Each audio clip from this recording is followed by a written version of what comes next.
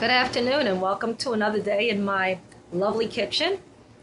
I was thinking, so many people out there, they buy self-help books, they ask people for advisement on what the secret is to a good relationship, what the secret is to being able to interact in general with people, to develop friends, to influence others. I have a very simple answer for all of you. Everything you really need to know can be derived from the first story, the first original sin in the book of Genesis, where we learn about how God made an absolutely beautiful atmosphere that was lacking absolutely nothing. And I mean nothing. All their needs were taken care of. Everything from start to finish was provided. There was no reason to take anything, to look for anything, to seek elsewhere. But what happened was God wanted to test Adam and Eve. He wanted to see if they would be obedient, if they could truly accept the idea that they had everything that they needed and that they fully trusted in Him. Unfortunately, as you know from the sad story, they failed their exam, and now they have the curse that they have to toil and they have to work really hard and pray and hope for God's salvation and assistance in attaining their daily living. But there's more to the story.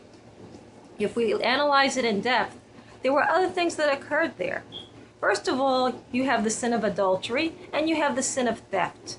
Because after all, whether the rules presented or no rules presented, it should have been considered that everything belongs to God.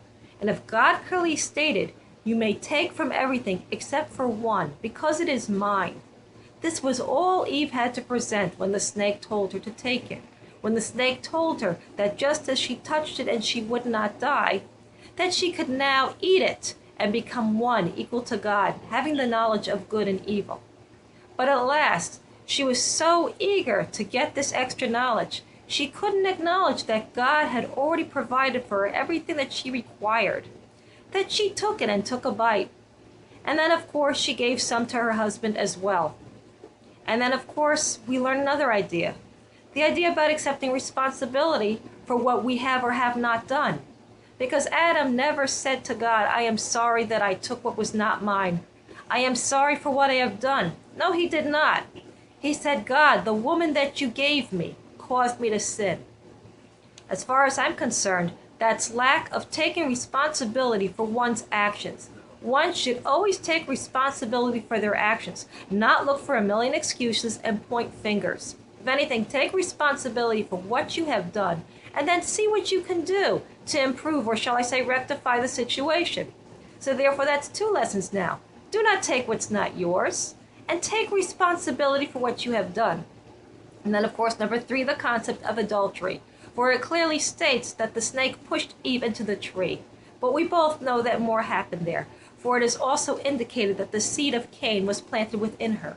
For she gave birth to 2 children, Cain, who had the likeness of Satan, and Hevel, or Abel, who had the likeness of Adam. 2 opposing forces, where one later killed the other. So we learn about another concept, rage and jealousy, because again, people were not able to be content with what they had. They had to constantly be looking at what other people had. They never took a moment to say, thank you, God. Thank you for what you have provided for me. For what you gave me was designed in exacting divine providence, and it's been tailored exactly to my needs. Therefore, I bless you, I praise you, and I thank you for everything that you have given to me, because you designed it especially for me. You designed my life to help me to develop according to your will. You provided for me so that I could make use of whatever it is you have given me in your divine service. Yet what occurred?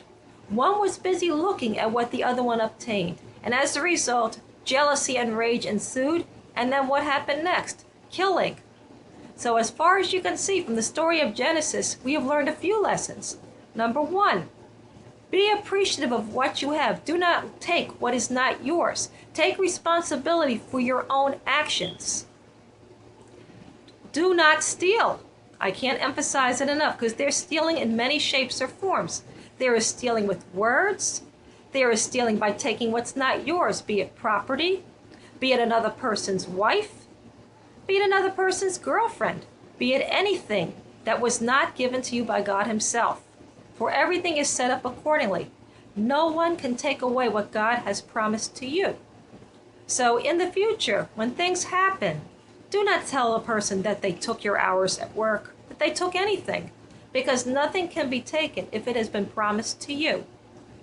So now, in terms of the secret of relationships, always think about that God has designed everything for you. Everything has been provided by Him.